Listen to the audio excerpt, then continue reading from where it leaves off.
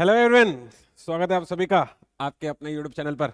मैं हूं राकेश तलरेजा, आपका अपना एप्टीट्यूड मेंटर। आप बच्चों के लिए एसआई मेंस की धुआंधार सीरीज लेकर मैं निकल पड़ा हूं। और इस वाली सीरीज में मैं आप बच्चों से डिस्कस कर रहा हूं इंग्लिश का पोर्शन, जिसमें मैं आप बच्चों को एक तरफ से ग्रामर बताता हुआ चल रहा हूँ, दूसरे तरफ से मैं आप बच्चों के लिए वोकेबलरी लेता हुआ चल रहा हूँ। और अभी बहुत जल्दी ही मैं आप बच्चों के लिए जो ऐसे और लेटर राइटिंग वाला जो सेक्शन है वो भी कवर करवाने वाला हूँ। ठीक है, जो ऐसे मेंस आपसे पूछा जाएगा। और इसके अलावा भी बहुत सारे एग्जाम्स में जिसमें इंग्लिश पूछा जाता है, उन सारे एग्जाम्स को ध्यान में रखकर एग्जाम के पॉइंट ऑफ व्यू से पूछे जाने वाले क्वेश्चंस मैं आपको सॉल्व करवा रहा हूँ विथ डिटेल एक्सप्लेनेशन। आज वाली क्लास में हम लोग प्रोनाउन का आगे वाला सेक्शन देखने वाले हैं। ऑलरेडी प्रोनाउन की मैंने आपको 2 क्लास दे रखी है, ये प्रोनाउन की तीसरी क्लास होगी। और इस वाली क्लास में मैं आप बच्चों को प्रोनाउन के बेहतरीन बेहतरीन कंसेप्ट विथ क्वेश्चंस सॉल्व करवाऊंगा। तो मेरे साथ इस वाले वीडियो में अंत तक बने रहिएगा। बढ़िया एकदम एफर्ट देने वाला सेशन होने वाला है, मजा आएगा आपको, अंत तक बने रहना मेरे साथ। ठीक है, जो आज का जो मेरा हेडिंग है वो है demonstrative pronoun. Demonstrative pronoun basically 4 type के होते हैं। बेसिकली ये 4 वर्ड्स जो मैंने लिख रखे हैं, ये चारों वर्ड से डेमोन्स्ट्रेटिव प्रोनाउन को एक्सप्लेन करते हैं। जिसमें लिखा हुआ है एक तरफ दिस एंड दीज, और दूसरी तरफ लिखा हुआ है that and those. Basically this और दिस में फर्क सिर्फ इतना है कि ये जो दिस है THIS, ये दरअसल कन्वे करता है सिंगुलर वाली चीज को।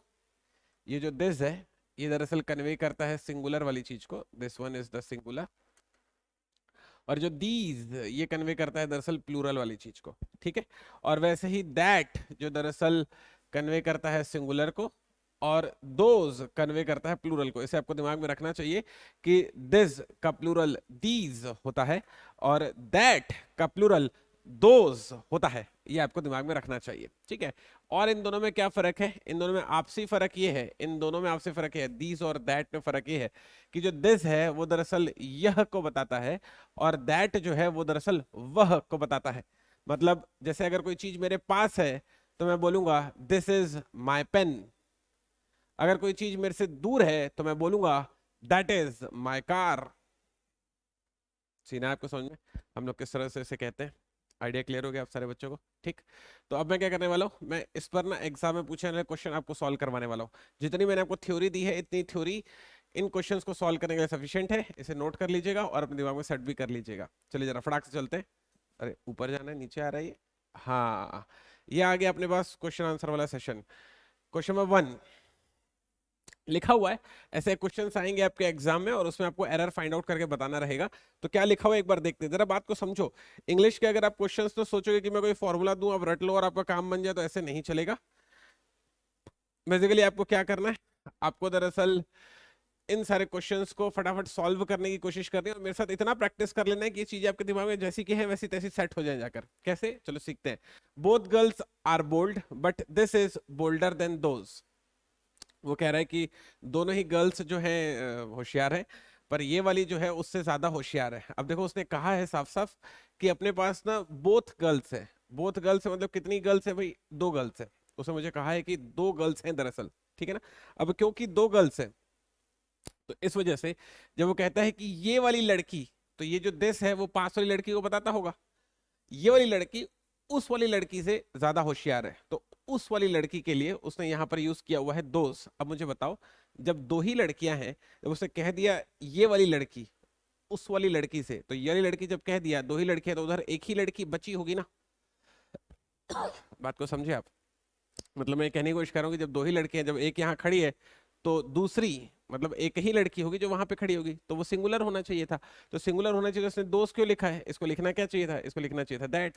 तो अगर इसका आंसर भी वो टिक करना होता तो मैं इसके 4th वाले पार्ट पे आंसर टिक करके चला आता। आगे बात समझ में? यहाँ तक कंफर्टेबल है अपन लोग? चलते हैं। The doors of this classroom are larger than that of that. वो कह रहा है कि इस कमरे के दरवाजे उस यहाँ इस क्लासरूम के दरवाजे उस क्लासरूम के दरवाजों से बड़े हैं। वो ऐसा कहने की कोशिश कर रहा है। अब जरा समझो, यहाँ पर लिखा हुआ है the doors of this classroom. तो ये जो दिस क्लासरूम है ये दरअसल सिंगुलर है और उसके जो दरवाजे हैं ये दरअसल प्लूरल है।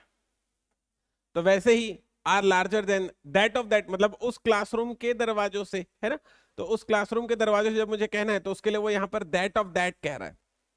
तो दरअसल यहाँ पर अगर उसको पूरा कहना होता तो उसको कहना चाहिए था दैट ऑफ दैट क्लासरूम, लेकिन ना दरअसल क्योंकि क्लासरूम दो दो बार हो जाएगा इसलिए उसने क्लासरूम नहीं कहा, जो कि ठीक कहा है। दैट ऑफ दैट बोले से मैं समझ जा रहा हूँ कि क्योंकि पहले क्लासरूम की बात हुई है तो बाद में क्लासरूम की ही बात हो रही होगी, नया कुछ नहीं हो रहा होगा। पॉइंट है आपको समझ में? यहाँ तक क्लियर है बातें? अब जरा इस वाली चीज को समझना जो मैं कह रहा हूँ। अब ये जो दैट लगा रहा है वो क्लासरूम के लिए लगा रहा है, ये वाला जो दैट लगा रहा है वो क्लासरूम के लिए लगा रहा है, जो कि दरअसल सिंगुलर है, और मेरा क्लासरूम जो है सिंगुलर था तो वो सही था, ये वाली दैट उसने सही लगाया। लेकिन जो ये वाला जो दैट लगा रहा है ना, ये वाला जो दैट लगा रहा है ना, ये दरअसल वो डोर्स के लिए लगा रहा है। जैसे यहां पर डोर्स है तो वहां भी डोर्स होता होगा। अब क्योंकि मेरा डोर्स जो है प्लूरल है तो उसके लिए जो प्रोनाउन वो लगाना चाहता है वो प्लूरल होना चाहिए। मैंने आपको बताया था कि जो दैट है वो सिंगुलर होता है, दोज प्लूरल होता है, तो ये उसकी गलती है। तो इस वाले एग्जाम में जो मैं ऑप्शन टिक करके आऊंगा, इस वाले क्वेश्चन जो ऑप्शन टिक करके आऊंगा, मैं फोर्थ ऑप्शन टिक करके आऊंगा। फिर से कोशिश करते हैं। क्वेश्चन नंबर 3 पर लिखा हुआ है these kind of books are authentic. वो कह रहा है कि इस तरह की किताबें प्रमाणित हैं या फिर सत्यापित हैं, वो ऐसे कहने की कोशिश कर रहा है। ठीक है, अब जरा समझो, ये जो दीज है ये दरअसल प्लूरल है, ये जो बुक्स है ये भी दरअसल प्लूरल है लेकिन ये जो काइंड है ये दरअसल सिंगुलर हो गया, जिसको होना चाहिए था काइंड्स।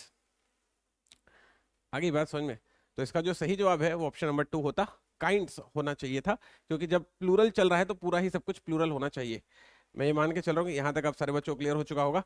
चलते हैं फटाक से क्वेश्चन नंबर 4 पे, सुनते हैं क्वेश्चन नंबर 4 क्या कहता है। क्वेश्चन नंबर 4 कहता है these frocks are hers but that shirts are his. अब जरा समझो, वो कह रहा है कि ये सारी जो फ्रॉक है वो उस लड़की की है, तो जो फ्रॉक है वो दरअसल मेरे पास प्लूरल में है, तो ये दीज भी दरअसल मेरे पास प्लूरल में होगा। ठीक है, अब ये जो शर्ट्स हैं ये दरअसल प्लूरल में है, तो यहां पर जो दैट है जो उसके लिए प्रोनाउन लग रहा है वो प्लूरल में होना चाहिए ना, तो जो होना चाहिए था वो होना चाहिए था दोज। जैसे यहाँ पर दीज फ्रॉक्स कह रहा है वैसे यहाँ पर दोज शर्ट्स उसको कहना चाहिए था, तो सही जवाब होगा ऑप्शन नंबर 3।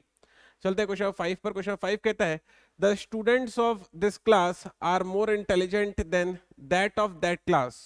वो कह रहा है कि इस क्लास के बच्चे, जैसे वो डोर्स वाला क्वेश्चन था वैसे स्टूडेंट्स वाला क्वेश्चन है। ठीक है, तो ये क्योंकि सिंगुलर है और ये जो है यहाँ पर प्लूरल है। ठीक है, तो बिल्कुल वैसे ही यहाँ पर ये वाली चीज जो है इसने सिंगुलर बनाई है, तो इसके लिए जैसे ये सिंगुलर है तो यहाँ पर प्लूरल है ना, तो ये सिंगुलर तो यहाँ पर ये प्लूरल होना चाहिए था। दरअसल स्टूडेंट्स के लिए लग रहा है, तो स्टूडेंट्स तो प्लूरल है इसलिए दैट नहीं लगेगा, क्या लगेगा? दोस्त लगेगा। इसका ऑप्शन नंबर 4 एकदम सही जवाब हो जाएगा। इस तरह के क्वेश्चन जैसा कि क्वेश्चन नंबर 5 है, जैसा इसके पहले क्वेश्चन नंबर डोर्स वाला जो क्वेश्चन था, ऐसे वाले जो क्वेश्चन है ये क्वेश्चन हमेशा एग्जाम में पूछे जाते हैं बच्चे लोग। ठीक है, चलते क्वेश्चन नंबर 6 पर। The roads of the Kankarbagh are wider than Rajendra Nagar. वो कह रहा है कि कांकर बाग के जो सड़कें हैं वो राजेंद्र नगर से चौड़ी हैं। अब जरा बात को समझो, इस सेंटेंस में देखो कितना एरर है। वो कह रहा है कि कांकर बाग की सड़कें राजेंद्र नगर से चौड़ी है, पॉसिबल है क्या भाई? कांकेर बाग की जो सड़कें हैं वो राजेंद्र नगर की सड़कों से चौड़ी होती होगी ना। कंपैरिजन में गड़बड़ हो गया ना। इसके पहले वाली बात आपको समझाई है कि अगर हम लोग कभी भी कंपैरिजन करते हैं बच्चे लोग, तो कंपैरिजन हमेशा हमको सेम डिग्री का करना होता है। ऐसा नहीं कि यहाँ से ऊँट ले लिया वहां से पहाड़ ले लिया, अगर इधर से ऊँट उठाओ तो वहां से भी ऊँट ही उठाना, तब बात जमेगी। ठीक है, तो अब उसने यहाँ पर क्या उठाया है? उसने यहाँ पर रोड्स उठाए हैं, कांकेर बाग के रोड्स, तो यहाँ भी राजेंद्र नगर के रोड्स होने चाहिए थे, तो उसको कैसे बोलना चाहिए था? The roads of Kankarbagh are wider than roads of Rajendra Nagar, उसको ऐसा बोलना चाहिए था। लेकिन अगर मैं मान लिया एक ही सेंटेंस में बार बार रोड्स ऑफ बोलता रहूंगा तो उसको सुन के रिडंडेंसी आती है। एक ही सेंटेंस को बार बार एक ही शब्द को किसी सेंटेंस में बार बार बोलने से शब्द की पुनरावृत्ति होती है, जिससे वो सेंटेंस सुनने में इतना अच्छा नहीं लगता है। तो इस वजह से हम क्या करेंगे बच्चे लोग, इस वजह से हम लोग रोड्स की जगह पर एक दरअसल दूसरा प्रोनाउन यूज करेंगे। तो मैं यहाँ पर रोड्स की जगह पर प्रोनाउन डालूंगा, क्योंकि रोड्स जो है प्लूरल है इसलिए उसके लिए प्रोनाउन जाएगा प्लूरल, दैट इज दोज। तो कैसा सीन बनेगा दरअसल समझना, the roads of Kankarbagh are wider than those of Rajendra Nagar, ऐसा सीन बनेगा, जो कि सही हो जाएगा। ऑप्शन नंबर 4 इस क्वेश्चन का सही जवाब होगा। चलते हैं नेक्स्ट वाले क्वेश्चन पर। अगला क्वेश्चन कहता है, क्वेश्चन नंबर 7 कहता है alcohol and tobacco are both injurious, this perhaps less than those. वो कह रहा है कि अल्कोहल और तंबाकू जो है दोनों ही सेहत के लिए हानिकारक है, लेकिन ये वाला उससे थोड़ा कम हानिकारक है। ऐसा कहते हैं ना कि जो स्मोक है वो सेहत के लिए ज्यादा हानिकारक है अल्कोहल के मुकाबले, ऐसा कहते हैं ना अपन लोग। सीन है आपको समझ में? तो दरअसल पॉइंट को समझना, alcohol and tobacco are both injurious, ठीक है, दोनों ही की दोनों जो है ना खराब है, but this perhaps less than those. अब जरा समझो, अल्कोहल और तंबाकू दो चीज हुई, जिसमें से एक को ये कह रहा है कि ये वाला उससे ज्यादा खराब है, पॉइंट है, या उससे कम खराब है। तो ये वाला जब एक हो गया, टोटल दो ही चीज, तो उधर भी तो एक ही चीज बची होगी ना, तो वहां पर वो दो प्लूरल क्यों कर रहा है? उसको करना चाहिए था दैट, जिससे ये होगा सिंगुलर और बात आएगी समझ में मेरे को। तो इस वजह से इसका जो ऑप्शन होगा वो होगा फोर्थ, समझ गए? क्योंकि दो ही चीजें थी, एक इधर हो गई एक उधर हो गई। पॉइंट आ गया समझ में? चलिए क्वेश्चन नंबर चलते 8 पर। Our soldiers were better drilled than that of enemies. वो कह रहा है कि हमारे जो सोल्जर्स हैं वो दरअसल उनके सिपाहियों के मुकाबले ज्यादा हावी पड़े, ऐसा कहने का उसका सेंस है। अब जरा समझना, हमारे सिपाही उनके सिपाहियों के मुकाबले, तो जरा समझो, our soldiers were better drilled than that of enemies. अब जरा समझो, दुश्मनों के सिपाही, हमारे सिपाही दुश्मनों के सिपाहियों के मुकाबले ज्यादा हावी पड़े या ज्यादा हावी रहे, ठीक है?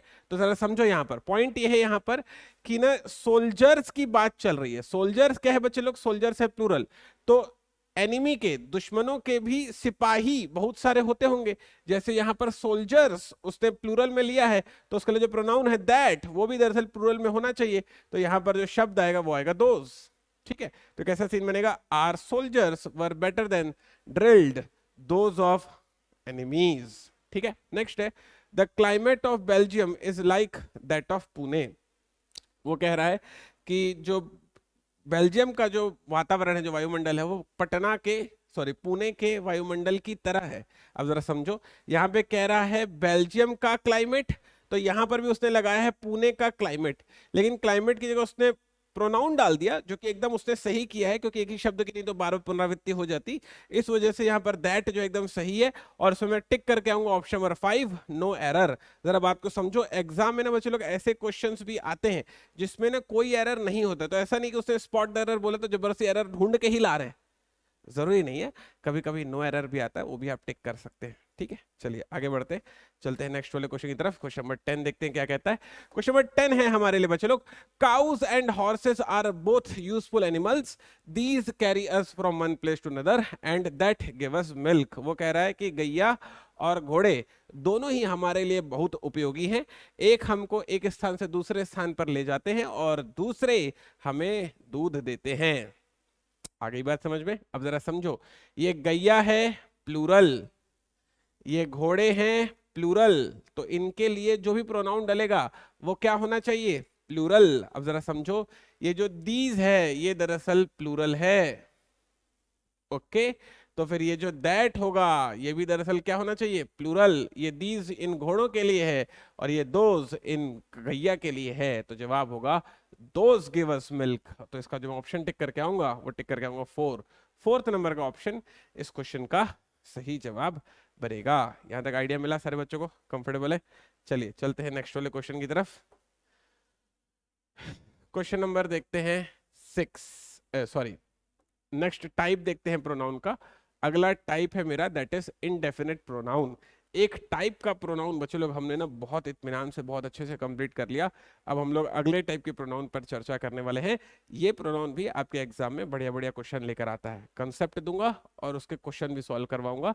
ये इस वाले सेशन की सबसे खास बात है। सुनते हैं क्वेश्चन, पहले कंसेप्ट सुनते हैं। जो इनडेफिनेट प्रोनाउन है वो दरअसल 12 प्रकार के होते हैं। जो ब्लैक कलर में लिखा हुआ है वो इनडेफिनेट प्रोनाउन है। Everybody, somebody, anybody, nobody. वैसे ही everyone, someone, no one, anyone. ये 8 हो गए।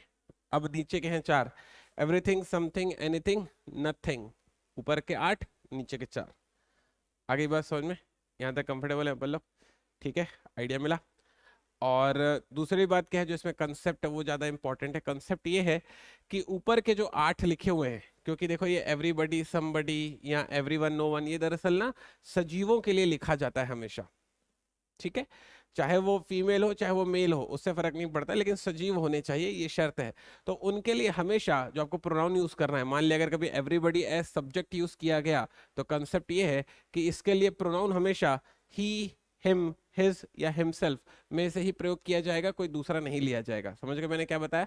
मैंने आपको भाई ये बताया कि ऊपर जो 8 प्रोनाउन लिखे गए हैं ब्लैक कलर में, उनके लिए जो प्रोनाउन हमेशा प्रयोग किया जाएगा, मतलब वो कि जब वो एज ए सब्जेक्ट प्रयोग किए गए होंगे, तो उस स्थिति में, समझने जरा बात को, उस स्थिति में जो प्रोनाउन होगा वो हमेशा ही, हिम, हिज या हिमसेल्फ ही होना चाहिए। ठीक है। और ये जो नीचे 4 लिखे गए हैं, एवरीथिंग, समथिंग, एनीथिंग, नथिंग, इनके लिए जो प्रोनाउन होगा वो इट, इट्स या इटसेल्फ ही होना चाहिए। आगे इतनी बात समझ में आप सारे बच्चों को? यहाँ तक कंफर्टेबल है? ठीक है, चलिए आगे बढ़ते हैं। अब इस वाले कंसेप्ट को प्रयोग करके देखते हैं हम लोग। अब देखो कैसे क्वेश्चन आएंगे पेपर में। ये दरअसल एग्जाम्पल्स है, जब आप एग्जाम्पल समझ जाएंगे तो जो आइडियल क्वेश्चन है, जैसा एग्जाम में एग्जैक्टली पूछा जाता है, मतलब ऑप्शंस के साथ, वो मैं आपको सॉल्व करवाऊंगा। अभी मैं आपको एग्जाम्पल्स में वो चीजों को अप्लाई करना एक बार सिखा देता हूँ। ठीक है, तो हर एक टाइप के मैंने एग्जाम्पल आप बच्चों के लिए लिए हुए, फटाफट फटाफट उन एग्जाम्पल्स को देखते हुए चले जाते हैं। लिखता है everybody should love his, their, one's, its country. अब मैंने क्या बताया था? जब भी एवरीबडी, समबडी, नोबडी, इस टाइप का अगर कोई भी प्रोनाउन एज अ सब्जेक्ट प्रयोग किया जाएगा, तो उसके लिए आप प्रोनाउन यूज करेंगे ही, हिम, हिज या हिमसेल्फ। तो यहाँ पर हिज इसका सही जवाब होगा, देयर, वंस, इट्स नहीं होगा। आगे बात समझ में कैसे प्रयोग करना है। नेक्स्ट है everything has his, their, one's, its own limitation. अब जरा समझो, एवरीथिंग है ना, तो इसके लिए हम लोग इट्स यूज करेंगे, ये अभी अभी ऊपर वाली स्लाइड में मैंने आपको बताया था। ठीक है।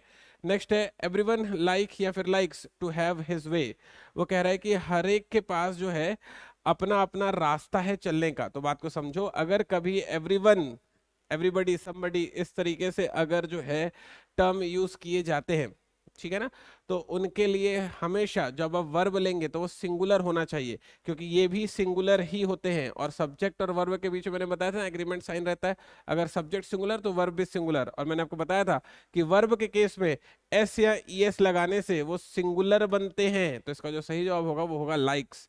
दिमाग में डालो, एवरीवन, समवन, नोवन, अगर कुछ लिखा हुआ है, एवरीबडी, समबडी, नोबडी, ऐसा कुछ लिखा हुआ है, तो वो हमेशा सिंगुलर काउंट होंगे और उनके लिए वर्ब भी हमेशा सिंगुलर लगाया जाएगा। ठीक है, चलिए चलते हैं नेक्स्ट वाले क्वेश्चन में। लिखा हुआ है everybody has have his own ideas which he hates to change. वो कह रहा है कि हर एक इंसान के पास अपना ही आइडिया है जिसे वो बदलना नहीं चाहता। आप जरा समझो, ये जो हैज है ना, ये दरअसल सिंगुलर है। एग्री करते हो? ये जो हैज है ना, ये दरअसल सिंगुलर है। और वो कहता है कि ही हेट्स टू चेंज। अच्छा, तो सही है भाई, ये सिंगुलर है, वो भी सिंगुलर है, हो गई बात खत्म। ठीक है। नेक्स्ट है nothing has have been done. तो फिर से वही, नथिंग होगा तो भी सिंगुलर ही होगा, उसके लिए वर्ब भी कैसा लगेगा? सिंगुलर लगेगा। हैज क्योंकि सिंगुलर है, तो नथिंग हैज उसका एकदम सही जवाब हो जाएगा। ठीक है, यहाँ तक कंफर्टेबल है सारे बच्चे लोग? मेरा ख्याल है यहाँ तक आप बच्चों को आइडिया मिल गया। चलते हैं नेक्स्ट वाले क्वेश्चन में।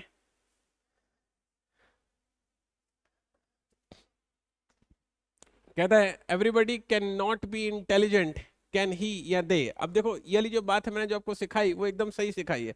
सर आपने हमको क्या सिखा दिया? भाई मैंने आपको ये सिखाया कि जब एवरीबडी जो है, एवरीबडी वो एज अ सब्जेक्ट यूज होगा, तो उसके लिए हमेशा सिंगुलर वर्ब रहेगा, और जो प्रोनाउन रहेंगे वो भी सिंगुलर रहेंगे, ही, हिम, हिज या हिमसेल्फ वाले। ठीक है, लेकिन ये वाला जो केस है ना बच्चे लोग, ये एक बहुत ही स्पेशल केस है, और इस केस पर एग्जाम में हमेशा क्वेश्चन मिलता है।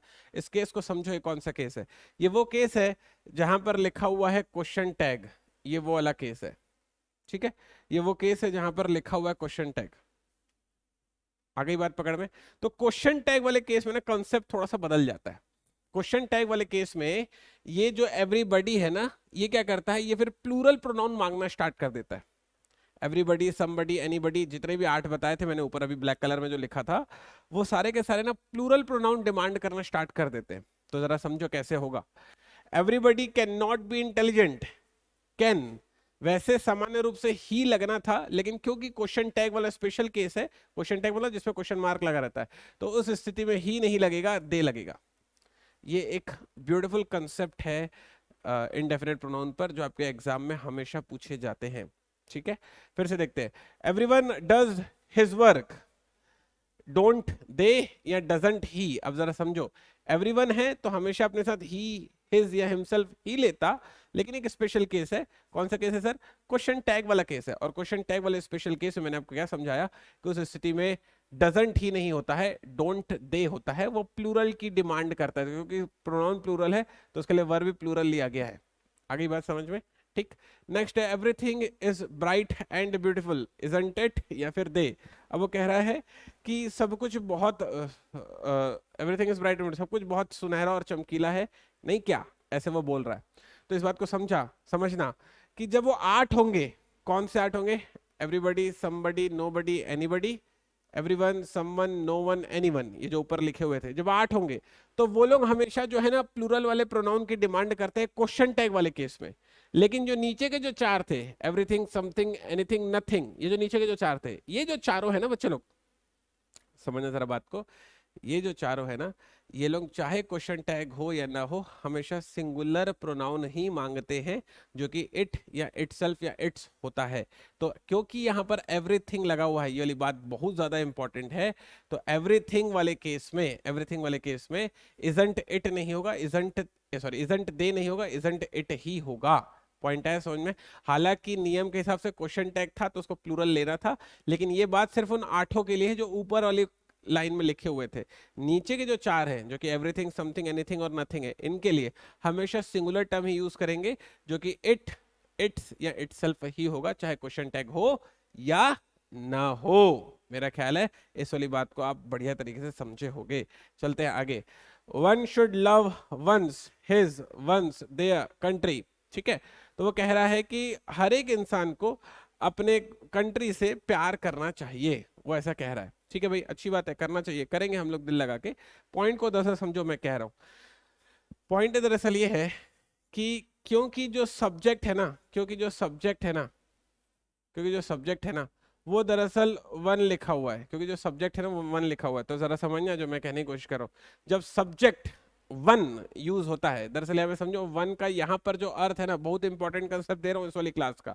वन का जो यहाँ पर अर्थ है ना, वो दरअसल एक, एक के अर्थ में नहीं है। यहाँ पर वन का अर्थ कैसा है, उस अर्थ को समझने की कोशिश करो आप।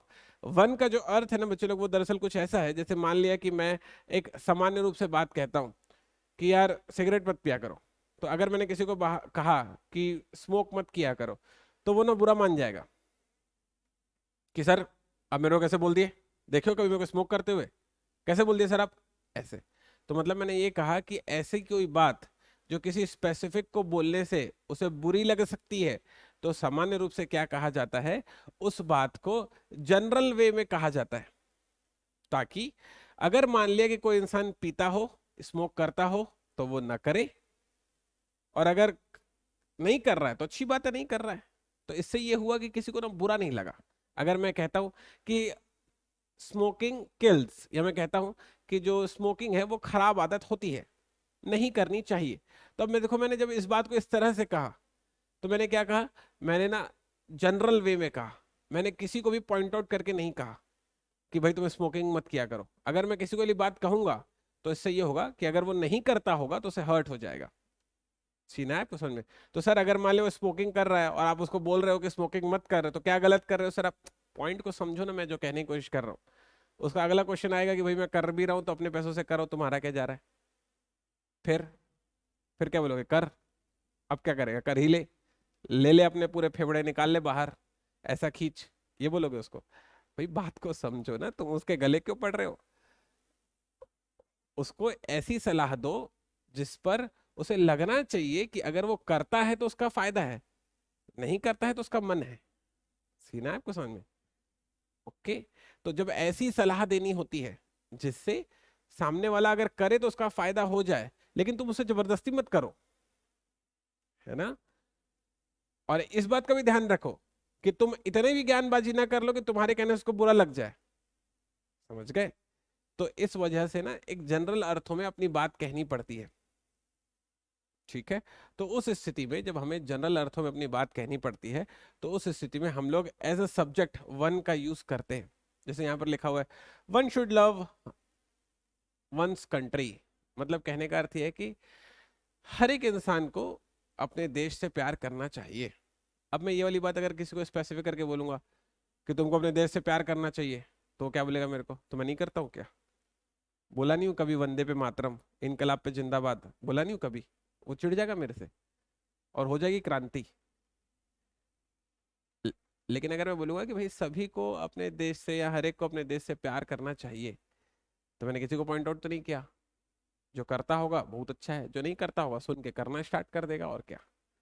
ऐसे तो जब कोई बात हम लोग को जनरल अर्थों में कहनी होती है, किसी को पॉइंट आउट नहीं करना होता ताकि कहीं उसे बुरा ना लग जाए बच्चे लोग, तो इस वजह से हम लोग वन एज ए सब्जेक्ट प्रयोग करते हैं। तो बात को समझना, यहाँ पर बहुत घोर बात है ये।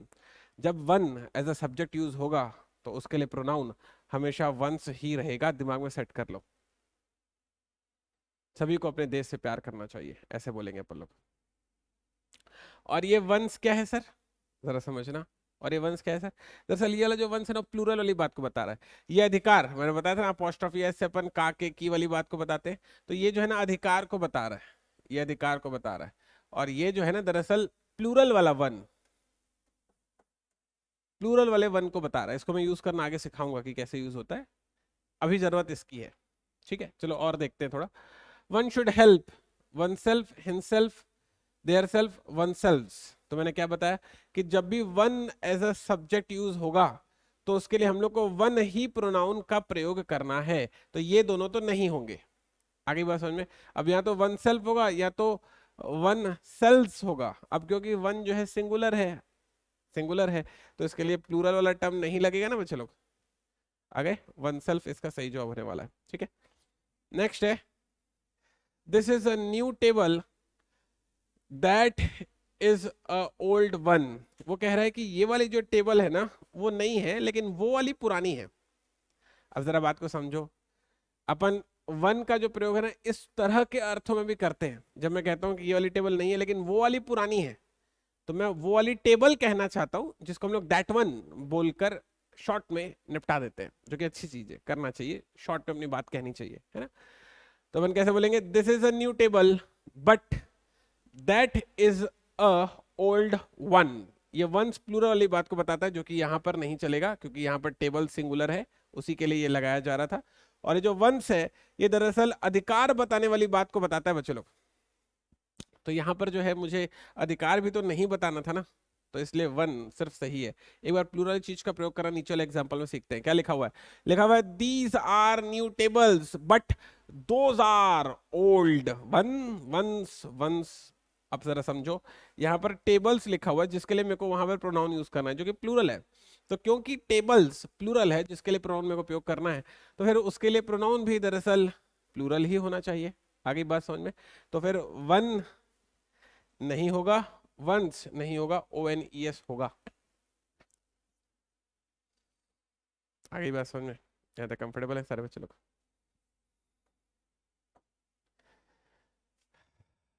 अगला वाला क्वेश्चन है। अच्छा, ये दरअसल फिल इन द ब्लैंक्स लिखा हुआ है और हम लोगों को क्या करना है, सोले फिल इन द ब्लैंक्स को भी भरने की कोशिश करनी है। ठीक है, चलो एक बार भरने की कोशिश करते हैं, देखते हैं। लिखता है, अच्छा फिल इन द ब्लैंक्स किससे भरना वो भी देख लो। दिस, दैट, दीज, दोज, सच और द सेम, इन्हीं से आपको फिल करना है। और मैं ये सारे जो है फटाफट आपको फिल करना सिखाऊंगा, थोड़ा सा फोकस स्क्रीन पे बना के रखना। लिखा है dash is a gift from my uncle. अब मैं इसको कैसे बोलूंगा, this is a gift, this is a gift from my uncle. ठीक है, तो यहां पर जो आ जाएगा वो आ जाएगा दिस। ठीक, ओके अपन लोग। नेक्स्ट है, both books are good but dash is better than dash. बोल रहा है दोनों ही किताबें अच्छी हैं लेकिन ये वाली उस वाली से, तो बताया ना यह वाली चीज को दिस और वह वाली चीज को दैट बताता है। तो this is better than that. Next है, the windows of this classroom are larger than dash of the office. बोल रहा है कि इस ऑफिस की खिड़कियां उस ऑफिस की खिड़कियों से बड़ी है। तो खिड़कियां प्लूरल है, तो इसलिए दैट का प्लूरल यहां पर चढ़ना चाहिए था दोज। समझे बात को? नेक्स्ट है, he is a fool and as dash must be pitied. वो कह रहा है कि वो एक नालायक है और उसे उसी तरह से डांट पड़नी चाहिए, फटकार पड़नी चाहिए। ठीक है, he is a fool and as such must be pitied. ठीक, तो सच इस तरह से यूज होता है। नेक्स्ट है, give dash book to dash classmate. ठीक है, तो ऐसा बोलेंगे, give this book to to this classmate, that classmate, give this book to your classmate. हालांकि आना चाहिए था, यूअर आना चाहिए था, टू सच क्लासमेट तो नहीं बैठेगा, तो यहाँ पर ना यूअर बैठेगा, जो कि सही है। हालांकि वो ऑप्शंस में नहीं है, यहाँ पे लिखना होगा, टाइपिंग एरर हो गया कुछ, तो होना चाहिए था give this book to your classmate, ऐसा सेंस इसका बनेगा।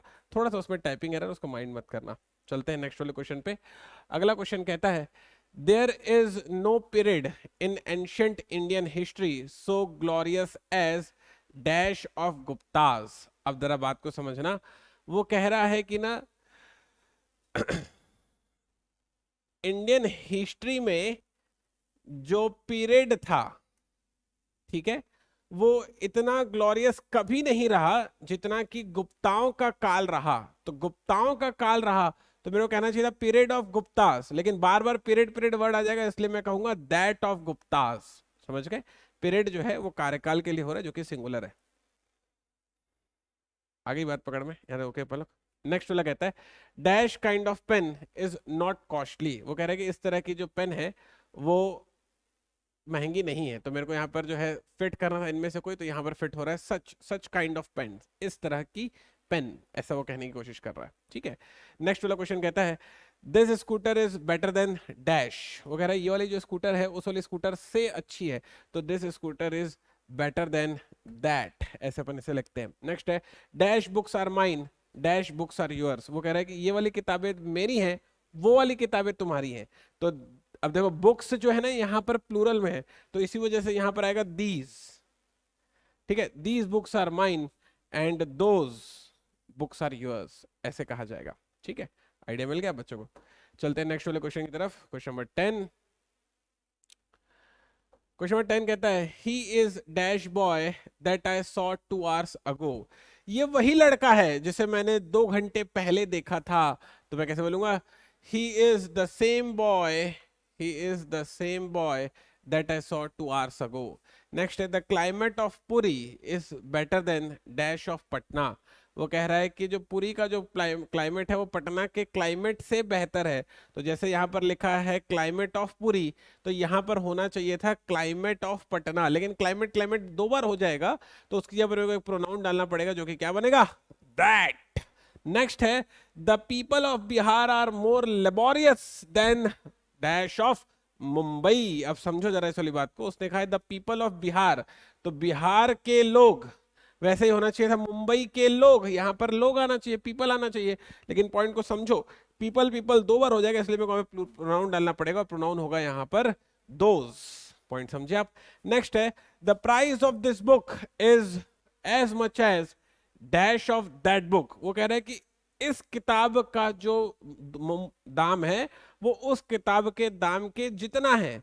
अब जरा समझो, ये किताब, ये किताब, दिस बुक का उसने दैट बुक कर दिया, तो यहां पर जैसे ऑफ प्राइस है, तो यहां भी दरअसल ऑफ प्राइस आना चाहिए था, लेकिन प्राइस लिखूंगा तो 2 बार एक ही लाइन में शब्द की रिपीटेंसी हो जाएगी। हालांकि यहाँ पे तो बुक भी नहीं लिखना था, खैर उसने लिख दिया तो चल जाएगा। तो यहाँ पर मैं लिखूंगा दैट, क्योंकि प्राइस जो है वो सिंगुलर होता है, इसलिए वहां पर सिंगुलर प्रोनाउन चढ़ेगा, जो कि होगा दैट। पॉइंट है आपको समझ में कैसे डील करना था? आइडिया मिला बच्चों को? चलिए आगे बढ़ते हैं। क्वेश्चन 14 कहता है, this is not dash a treatment as I expected. ये वैसा ट्रीटमेंट नहीं है जैसा मैंने सोचा था।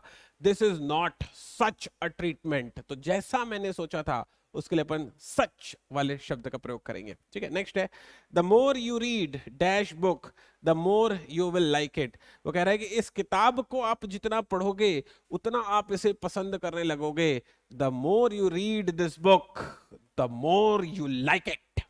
पॉइंट मिला? आइडिया मिला आप सारे बच्चों को? कंफर्टेबल है इस वाली चीज को लेकर?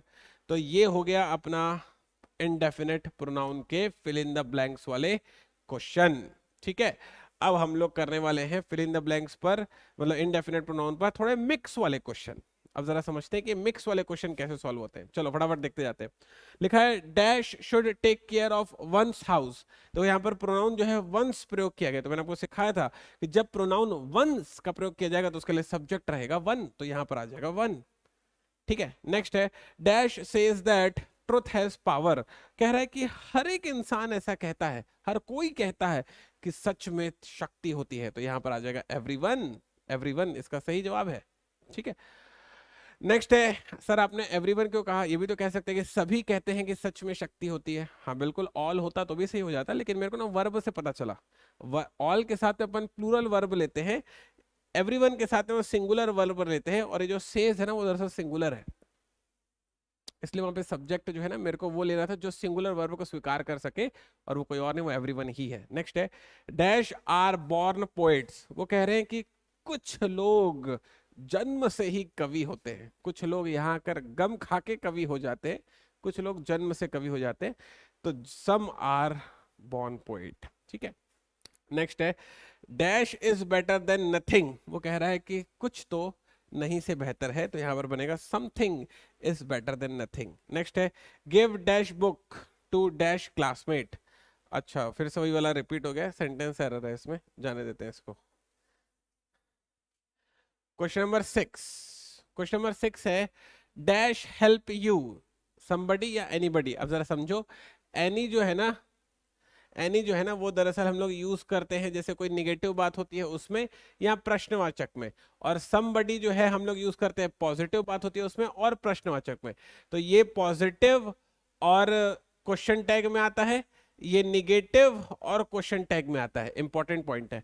तो did anybody help you, did somebody help you, यहां पर दोनों ही बैठ सकता है क्योंकि क्वेश्चन टैग है, एनी और सम दोनों चल जाएगा, कोई दिक्कत वाली उसको लेकर बात नहीं है। ठीक है, नेक्स्ट है one must be attentive to dash studies.